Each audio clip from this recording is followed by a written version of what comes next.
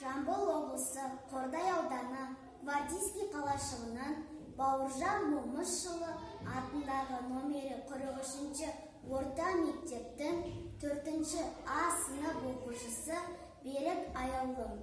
Құлақтан кіріп бойдалар. Құлақтан кіріп бойдалар, жақсы әнмен тәтті күй, көңілге түрлі ойсалар, әнді сүйсең, мен шесей, дүние ойдан шығады, өзімді өзім ұмытып, көңілім әнді ұғады, жүрегім бойды жылытып, аңсаған шөлде су тапса, бас қоймайма бастауға, біреу түртсе я қақса, ой тоқтамас жасқауға,